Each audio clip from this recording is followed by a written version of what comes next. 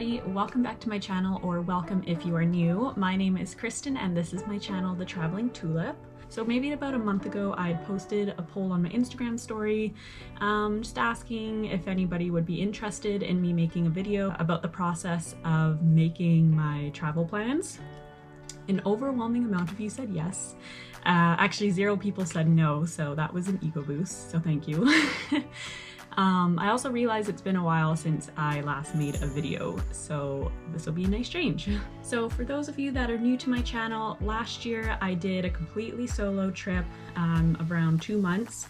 I began my trip in Turkey and then made my way through Eastern Europe, visited some family friends in Switzerland, and then ended my time with family in the Netherlands before flying back to Canada. My travel plans for next year are really exciting. I will be starting my trip in Thailand, which is a whole other story, and then I'll be flying to Africa. So the way that I make my plans is based around what my personal goals are. So my long-term goals are to eventually visit all 7 continents. Right now I'm at 4, so I still have 3 left, which includes Australia, Antarctica, and Africa. Antarctica I don't think is going to be a very short-term goal. I averaged out the cost and it equals about 15 grand minimum right now. So yeah, I probably won't be doing that for a little bit. Australia, I can't say I have a huge urge to go there right now. I don't know why, it's never really been a country that has appealed to me. I'm sorry, it looks beautiful, it's just, yeah, it's not really at the top of my list of where I want to go, and that leaves Africa. There's a lot that I want to do there. My trip that I went on last year was actually supposed to start in Egypt, but just due to certain COVID restrictions at the time, as well as ticket prices, like it made a lot more sense for me to fly to Turkey instead, which I don't regret at all. It was an amazing time. But yeah, so that leaves Egypt for me to explore still. So my friend Amy that I met on my trip last year, she sent me a message on Instagram asking if I'd ever been to Thailand, which I had been back in 2018. She said she was interested in going because she had some time off from work, and now here we are planning our trip to Thailand. Our current plan is to arrive on January 24th and then probably stay until February 11th or February 12th. We haven't really discussed the details yet, but that is the plan for that. And then afterwards, I will be flying to South Africa, Cape Town in particular, just because the majority of the activities that I want to do are in or around Cape Town. I know South Africa is quite large, however, I'm just staying to that one area at the moment. Then my plan after that is to fly, take a train. I'm not too sure yet, still kind of sorting out the details, but make my way over to Tanzania, and then I'll be doing a 5-day safari there, as well as spending about a week on Zanzibar, the island, just relaxing, catching up on some editing, because I know I'll need that downtime. After that, the plan is to fly up to Egypt or Morocco, kind of whichever is the cheaper option, whichever one makes more sense. But either way, I will be going to both of those countries, doing some activities up there, and then making my way back home. Once I've sorted out like where exactly I want to go, the next most important step for me is making a rough budget of how much everything is going to cost me. So what I do is, like over on this side, for example, I put down how much my paycheck should be approximately each month, and then the total. And this is obviously for the time that I'll be working from now leading up to my trip. Then I also have my other expenses, so my car insurance, gas, like other activities during the month, my phone bill, I pay room and board as well. So that's all on here. I also realized that I have to factor in any travel shots that I may need, but I don't see that being any more than maybe $100, just because I am very up to date with all of my vaccinations, and any that I will need for Asia as well as Africa, I've taken within the last 5 years, so they should still be good, but obviously still need to factor that in regardless. Then yeah, I do kind of like 4 main categories. So I'll do food, transportation, accommodation, activities, and then I also have down below visas that I may need. Luckily, out of the 5 countries I'm going to, I only need to get 2. I need one for Tanzania as well as one for Egypt. And then I've also factored in flights between each country, which are actually a lot more expensive than I thought. I'm still fixing up Egypt and Morocco, but yeah, at the moment I'm sitting at about $7,500 Canadian. Yeah, so once I've done that, I will start to make a bit of a list of activities that I'm interested in doing. I have that on Word here.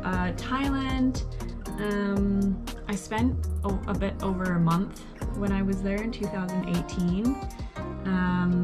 We saw everything in the north, and not everything. We saw a lot in the north and we saw a lot in the south as well. And then we visited Bangkok, which is the main city.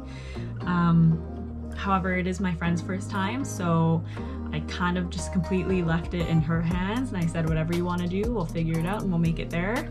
I'm just happy to be going back. There are 2 things that I would like to do though. I would love to go to the full moon party, which when we're there, it will be on February 5th on the island of Koh Phangan. So I think we're going to try and make it there. And then I also want to go back to another elephant sanctuary. The one that I went to last time was good. It was rated as quite ethical, but I also want to be supporting other sanctuaries as well. But I mean, we're just going to keep looking around. There's so many, but we also want to make sure that we're doing our research and that we're supporting an ethical company and ones that take care of the elephants. I have quite a lot for South Africa. Our neighbor, who's like my second dad, he's actually from South Africa, so he gave me quite a few recommendations.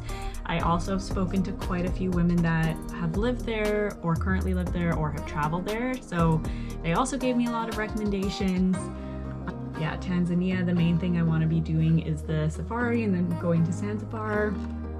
And then Egypt and Morocco. Morocco, I'm still figuring it out. Egypt, there's quite a bit I want to do, like the pyramids, obviously. So once I figured out a budget and approximation of how much it's going to cost me, how much I'll be making in that time, how much I need to save, etc., that's when I really start doing a bit more research on if I need to have proof of exit from the country. You know how some countries, they require you when you enter the country to also show them that you will be leaving the country. I have to check that. I have to check, like I said earlier, if I need any travel vaccinations. I need to check when I need to get the visas by, how long it typically takes to get them, things like that. So a lot of the other details, I need to see if I still have to have proof of COVID vaccination. Hopefully one day that'll be over. Yeah, and I just continue doing more research on different activities and whatnot. I don't know if you saw on my Word document, but I also have some loose dates for the time that I would ideally like to spend in each country. Those aren't set in stone. My plans are always very open-ended. If anyone who knows me and knows how I travel knows that I don't know what I'm doing the next day. I usually don't even know where I'm staying until the day of or the following day.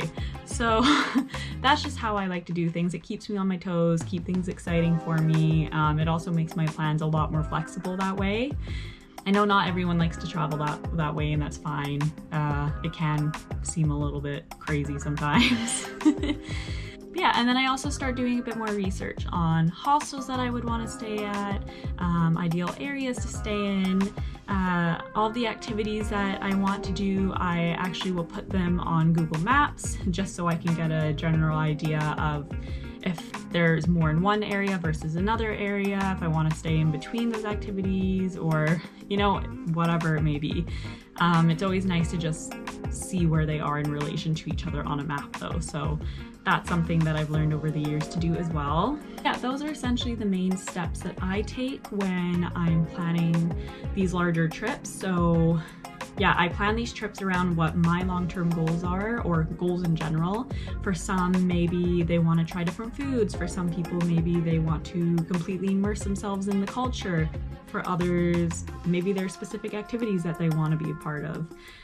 So it just really depends on what you are wanting to do, what your goals are. So for me, yeah, it's as simple as just visiting all 7 continents. Makes it pretty easy for me, honestly. Yeah, so planning things around your goals, whatever they may look like, setting a budget, having a loose idea of activities that you would want to do. And then additional measures that you can take are putting those locations on Google Maps as well, so you can get a visual idea of where everything is. And then doing a bit more research on like accommodation. And then after that is all just more minor things, I think. Once you get those out of the way, then it's a little bit easier to start planning everything and bring it all together. That's all I've got for you today. If you have any additional questions, or if you want me to make another video answering other questions or giving you certain tips and tricks for your first time solo traveling or just traveling in general, whatever it may be, comment down below, let me know. Don't forget to give this video a thumbs up and subscribe, and hopefully next time I see you, I'll be on my trip.